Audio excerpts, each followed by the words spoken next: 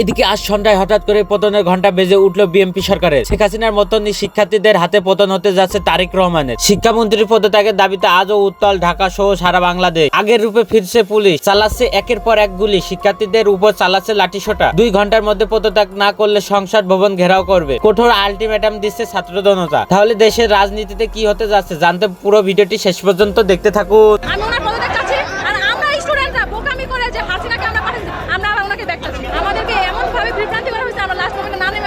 আর দ্বারা শিক্ষার কোনো উন্নয়ন হচ্ছে না। তিনি এখন পদত্যাগ করুন। ফেলের হার 70%, 80% করে তিনি কি বোঝাতে যাচ্ছেন যে আওয়ামী লীগ অনেক খারাপ ছিল শিক্ষার দিক থেকে, তিনি এসে সব পরিবর্তন করে ফেলেছে? অবশ্যই আওয়ামী লীগ আসবে। আমি চাই না মিলন সাহেবের পদত্যাগ হোক। আমি দিন শেষে একটা কথাই বলবো, পুলিশ অবশ্যই আওয়ামী লীগ আসবে। এখানে যারা আছে অনেকেই আওয়ামী লীগের বংশধর।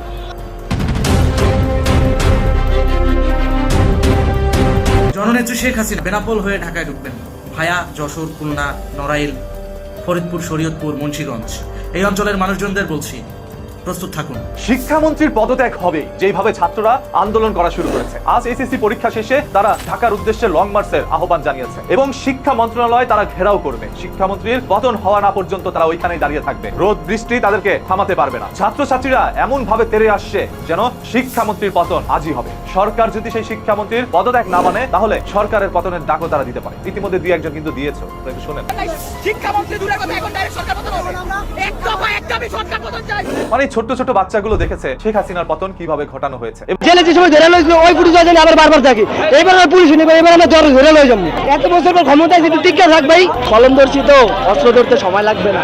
আসসালামু আলাইকুম দর্শক, জানিয়ে দেবো এই মাত্র পর সর্বশেষ গুরুত্বপূর্ণ আপডেট খবর। দর্শক এতক্ষণ শুনছিলেন সংবাদ শিরোনাম, এবার থাকছে বিস্তারিত। তার আগে ছোট্ট একটা রিকোয়েস্ট করতে চাই, যারা এই ধরনের নিউজ লাইভ দেখতে ভালোবাসেন দেরি না করে চ্যানেলটি সাবস্ক্রাইব করে বেল আইকনটি অন করে দেবেন, তাহলে দেশের সকল খবরগুলো আপনি প্রথমে দেখতে পারবেন। তাই দেরি না করে চলুন ভিডিওটির বিস্তারিত দেখতে থাকি। এটা কি ভাই, এটা কি অমানবিকতা? 24 আবার হবে, 24 আবার পুনরায় বৃদ্ধি হবে। এখন 24 ছাড়া কোনো উপায় দেখতেছি না। ভাই কথা একটাই, যে পদত্যাগ চাই শেষ। শিক্ষামন্ত্রী পদত্যাগ দিলে মানা হবে না। কারণ আমাদের ভাইদের উপরে কেন অ্যাটাক হলো? আমরা তো শান্তিপূর্ণভাবে করতেছিলাম। আমাদের ভাইদের উপরে অ্যাটাক হয়েছে, আমাদের ভাইদের উপরে অ্যাটাক হয়েছে, আমরা এটা মানবো না। কতজন আহত হয়েছেন আপনারা? অগণিত ভাই, অগণিত আহত হয়েছে আমাদের। অগণিত অনেক খারাপ হবে। পুলিশ হঠাৎ কেন লাঠিচার্জ করলো আপনাদের উপর? আমরা আন্দোলন করতে বলছি, কিন্তু তারা আমাদের উপরে কি করলো? কিভাবে নির্যাতন করলো আমাদের উপরে? এটা কি উচিত ছিল তাদের? আমরা এখান থেকে দাবি নেওয়ার পরে যখন আমাদের 10 জন প্রতিনিধি ভিতরে নেওয়ার কথা বলা হয়েছে, তখন 10 জন প্রতিনিধি ভিতরে গেছে। তখন 10 জন প্রতিনিধি যখন ভিতরে গিয়েছে, তখন আমরা সবাই নীরব হয়েছি। আমরা জানি একটা সলিউশন আমরা পাবো। আমরা চাই না এবার দেশের জনগণের কোনো ভোগান্তি হোক, আমরা চাই না কোনো আন্দোলন হোক, দেশ সুস্থ থাকুক। আমরা একটা দাবি চাই, সুস্থ দাবি। আমরা একমাত্র এক দফা একটা শিক্ষামন্ত্রীর পদত্যাগ, আমরা আর কোনো কিছু চাই না। শিক্ষামন্ত্রীর পদত্যাগ চাই। ভাই যে বলা রিচার্জ করতেছে, মানে তাদের এটা প্রচুর হবে, তারা এটার বিচার পাবে। পারমিশন দেওয়া হয় না ভাই, এরকম ভাবে কেন? শেখ হাসিনা ডিসেম্বরে দেশে ফিরছেন সেটা নিশ্চিতভাবেই ভারত জানে, এবং নিশ্চিতভাবেই তাকে যিনি বিমানবন্দর থেকে হিন্ডন বিমান ঘাঁটি থেকে অভ্যর্থনা জানিয়েছিলেন সেই জাতীয় নিরাপত্তা উপদেষ্টা অজিত দোভালও বিষয়টা জানেন। বাংলাদেশকে 2024-এর 5ই আগস্টের পর থেকেই ভারত নিরাপত্তার লেন্স দিয়ে দেখছে, এবং সেই তরফেই তারা আন্তর্জাতিক মিত্র শক্তিগুলোকে, সকল পক্ষকেই, এমনকি ব্রিক্সের রাশিয়া, চীনকেও জানিয়ে রেখেছে যে বাংলাদেশে অস্থিতিশীল পরিস্থিতি কারো বিনিয়োগের জন্যই মঙ্গলজনক হবে না। গত মে মাসে প্রথম আনন্দবাজারকে সাক্ষাৎকার দিয়ে যখন শেখ হাসিনা ঘোষণা দিয়েছিলেন যে খুব শিগগিরই মাথা উঁচু করে দেশে ফিরব, তখন থেকেই এই নিয়ে একটা তোলপাড়, আলোড়ন, জল্পনা ছিল যে শেখ হাসিনা যে দেশে আছেন, ভারতের সমর্থনে এবং ভারতের পরামর্শেই এমন একটা ঘোষণা শেখ হাসিনা এমন একটা সময়ে দিতে পারছেন কিনা কিংবা দিলেন কিনা। তারপর শেখ হাসিনা সেখানেই থেমে থাকেন নাই। এরপর তিনি এনডিটিভির সঙ্গে সাক্ষাৎকারে বলে দিয়েছেন যে এবছরের মধ্যেই তিনি দেশে ফিরবেন।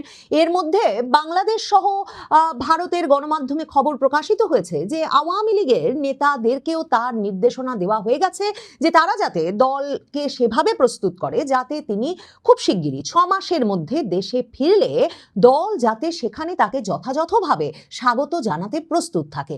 এরপর সর্বশেষ যে সাক্ষাৎকারটা শেখ হাসিনা দিয়েছেন আন্তর্জাতিক সংবাদ সংস্থা রয়টার্সকে, টেলিফোন সাক্ষাৎকার, প্রথম টেলিফোন সাক্ষাৎকার 2024-এর 5ই আগস্টের পর, সেই সাক্ষাৎকারে তো তিনি বলেই দিয়েছেন যে এবছর ডিসেম্বরের মধ্যেই তিনি দেশে ফিরবেন এবং দেশে ফিরে আদালতে আত্মসমর্পণ করবেন। এর মধ্যে ভারতের সংবাদ মাধ্যমে কিন্তু শেখ হাসিনাকে এ প্রশ্ন করা হয়েছিল যে আপনি যে এ ধরনের বক্তব্য দিচ্ছেন, ভারতের এ বিষয়ে মতামত কি, কিংবা ভারত কিভাবে দেখছে বিষয়টা। শেখ হাসিনা বারবারই বলেছেন যে বাংলাদেশ সরকার চায় কিনা কিংবা কোন পক্ষ কিভাবে দেখলো তার উপর তার দেশে ফেরাটা নির্ভরশীল নয়। তিনি নিজ সিদ্ধান্তে দেশে ফেরার কথা ঠিক করেছেন এবং তার নেতা কর্মী সমর্থকেরা যখন দুর্বিষহ জীবন যাপন করছে, হামলা মামলা অত্যাচার নির্যাতনের মুখে, তখন তিনি মৃত্যুদণ্ডের রায় মাথায় নিয়েই দেশে ফিরতে প্রস্তুত। এবং রয়টার্সকে তিনি যে কথাটা বলেছেন যে যদি মরণ হয় মরণ হবে, তিনি সে মাটিতে ফিরে মরতে চান যে মাটিতে তার বাবা মায়ের রক্ত ঝরেছে,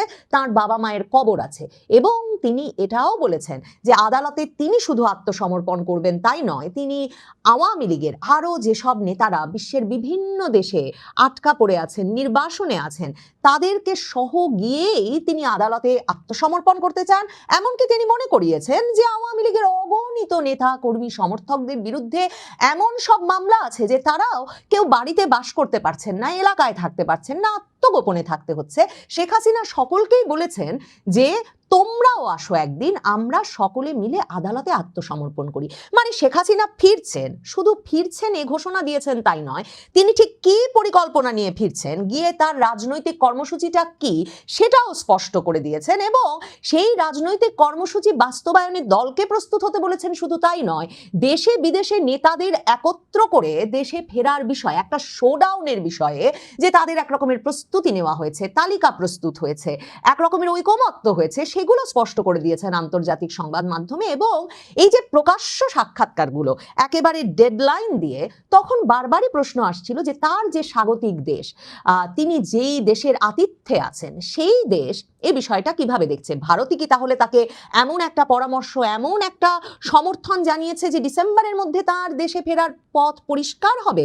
ভারত এর মধ্যে মার্কিন যুক্তরাষ্ট্রের সঙ্গে আলাপ শুরু করেছে। এমনকি মে মাসে মার্কিন পররাষ্ট্রমন্ত্রী মার্কো রুবিওর সঙ্গে যে বৈঠক হয়েছে, পররাষ্ট্রমন্ত্রী এস জয়শঙ্করের, প্রধানমন্ত্রী নরেন্দ্র মোদীর কিংবা জাতীয় নিরাপত্তা উপদেষ্টা অজিত দোভালের, মার্কো রুবিও সাত তাড়াতাড়ি হঠাৎ যে ভারতে দৌড়ে এলেন ইরান সংকটের মুখে ভারতের সঙ্গে সম্পর্কটা তলানিতে গিয়ে ঠেকার পর, সেখানে যে ভারত অত্যন্ত গুরুত্বের সঙ্গে ইন্দো প্রশান্ত মহাসাগরীয় অঞ্চলে মার্কিন যুক্তরাষ্ট্রের জন্য এবং এই অঞ্চলের নিরাপত্তা রক্ষায় এবং মার্কিন যুক্তরাষ্ট্রের সবচেয়ে গুরুত্বপূর্ণ কৌশলগত অংশীদার হিসেবে ভারতের অবস্থান জোরদার করতে, পাকাপোক্ত করতে কিংবা সেই সম্পর্কটা বজায় রাখতে হলে যে বাংলাদেশে শেখ হাসিনার ফেরার পথ করতে হবে, আওয়ামী লীগের রাজনৈতিক পরিসর তৈরি করতে হবে, সেটা ভারত পরিষ্কার করে বলে দিয়েছে। এবং সেটা মে মাস থেকে শেখ হাসিনার এতটা সুদৃঢ়ভাবে আত্মবিশ্বাসের সঙ্গে বাংলাদেশে তিনি ফিরবেন, মাথায় উঁচু করে ফিরবেন, খুব শিগগিরই ফিরবেন, সেসব বলার একটা কারণ হতে পারে বলে ভারত সহ বিভিন্ন পর্যায়ের আন্তর্জাতিক বিশ্লেষকরা এমন বিশ্লেষণ করলেও ভারত ঠিক কি ভাবছে, তাদের আনুষ্ঠানিক অবস্থানটা কি, সেটা এখন পর্যন্ত পরিষ্কার বোঝা যাচ্ছিল না। কিন্তু সব শেষে অবশেষে ভারতের পররাষ্ট্র মন্ত্রণালয়ের যে সাপ্তাহিক প্রেস ব্রিফিং হয়, মিডিয়া ব্রিফিং হয় প্রতি মঙ্গলবার, সেই মঙ্গলবারের মিডিয়া ব্রিফিংয়ে শেখ হাসিনার অত্যন্ত ঘনিষ্ঠ ভারতীয় সাংবাদিক, বাঙালি সিনিয়র সাংবাদিক যিনি ভারতের দিল্লি প্রেস ক্লাবের সভাপতি ছিলেন, গৌতম লাহিড়ী রণধীর জয়সওয়ালকে, ভারতের পররাষ্ট্র মন্ত্রণালয়ের মুখপাত্রকে সরাসরি প্রশ্ন করেন যে বাংলাদেশের সাবেক প্রধানমন্ত্রী শেখ হাসিনা যে সম্প্রতি ঘোষণা দিয়ে দিয়েছেন যে তিনি দেশে ফিরে যাবেন, ডিসেম্বরের মধ্যে ফিরবেন, এ বিষয়ে ভারত কি ভাবছে। তখন ভারতের পররাষ্ট্র মন্ত্রণালয় রণধীর জয়সওয়ালের একটা উত্তর না দিয়ে, জবাব না দিয়ে কোনো উপায় থাকে না। তবে শেখ হাসিনা যেমন বলেছেন আগেই ভারতের সংবাদ মাধ্যমের প্রশ্নের জবাবে যে এই সিদ্ধান্ত তার ব্যক্তিগতভাবে, তার একান্তই তার, এবং তিনি কবে দেশে ফিরবেন সেটা অন্য কারো উপর কখনোই নির্ভর করে না। সেই একই কথা কিন্তু ভারতের পররাষ্ট্রমন্ত্রী এস জয়শঙ্কর গত বছর ডিসেম্বরে ভারতের একটি বিশ্ববিদ্যালয়ে এক আলোচনা সভায় এনডিটিভির সম্পাদকের এক প্রশ্নের জবাবে বলেছিলেন। তিনি বলেছিলেন বাংলাদেশের প্রধানমন্ত্রী, সাবেক প্রধানমন্ত্রী শেখ হাসিনা ঠিক ততদিন ভারতে থাকবেন যতদিন তিনি থাকা প্রয়োজন মনে করবেন। এবং তখন মনে করিয়ে দিয়েছিলেন পররাষ্ট্রমন্ত্রী এস জয়শঙ্কর যে সাবেক প্রধানমন্ত্রী শেখ হাসিনা একটা নিরাপত্তা নিরাপত্তা পরিস্থিতির মুখোমুখি হয়ে বাংলাদেশ ছাড়তে বাধ্য হয়েছিলেন এবং যে কথা তিনি 2024-এর 5ই আগস্টের পর ভারতের সকল রাজনৈতিক দলকে সংসদে ডেকে বলেছিলেন, সেটাও বলেছেন যে এমন একটা পরিস্থিতি তৈরি হয়েছিল যে ভারতকে খুব স্বল্প সময়ের মধ্যে সিদ্ধান্ত নিতে হয়েছিল এবং শেখ হাসিনার নিরাপত্তার জন্যে বাংলাদেশ রাষ্ট্রের অনুরোধে তখন ভারত তার আকাশ সীমা খুলে দেয় এবং শেখ হাসিনা নিরাপত্তার জন্য খুব স্বল্প সময়ের জন্য বাংলাদেশের সামরিক বিমানে করে ভারতের একটা সামরিক বিমান ঘাঁটিতে এসে অবতরণ করেন। কতদিনের জন্য এসেছেন, কি স্ট্যাটাসে এসেছেন, কতদিন থাকবেন, সেটা কিন্তু 2024-এ 5ই আগস্টে এক রকমের ব্যাখ্যা করার মতো বা সেই নিয়ে আলাপ আলোচনা করার যে পরিস্থিতি ছিল না, সে কথাটা ওই আগস্ট থেকেই ভারতের পররাষ্ট্রমন্ত্রী থেকে পররাষ্ট্র মন্ত্রণালয়ের বিভিন্ন জন বারবার বলে এসেছেন।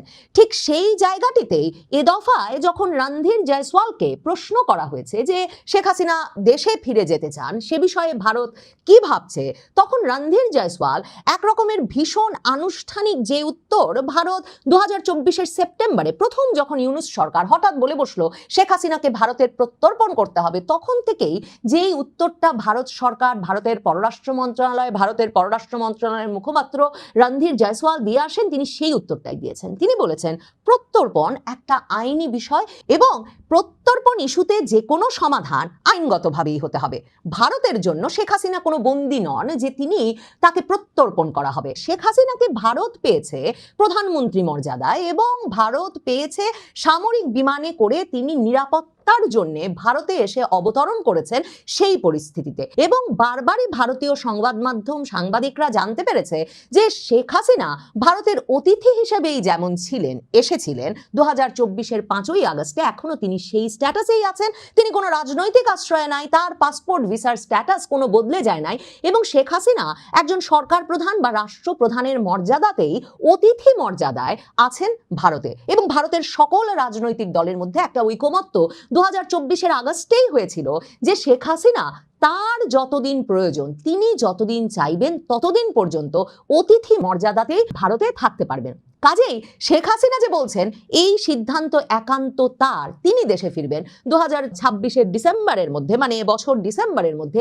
সে বিষয়ে ভারতের পররাষ্ট্র মন্ত্রণালয়ের যে কোনো মন্তব্য থাকবে না সেটাই স্বাভাবিক। কারণ ভারতের পররাষ্ট্র মন্ত্রণালয় তো শেখ হাসিনা কবে দেশে ফিরবেন সে বিষয়ে সিদ্ধান্ত গ্রহণের ক্ষমতা রাখে না। শেখ হাসিনাকে প্রত্যর্পণ করারও এখন কোনো আইনি ভিত্তি ভারত খুঁজে পায় না, কারণ ভারতে তিনি কোনো বন্দী হিসেবে গ্রেফতার হন নাই বা তাকে তিনি অনুপ্রবেশ করে ঢুকে গেছেন না জানিয়ে ভারত রাষ্ট্রকে ঢুকে গেছেন এবং তারপর তাকে অপরাধী হিসেবে গ্রেফতার করা হয়েছে বাংলাদেশের সরকারের অনুরোধে।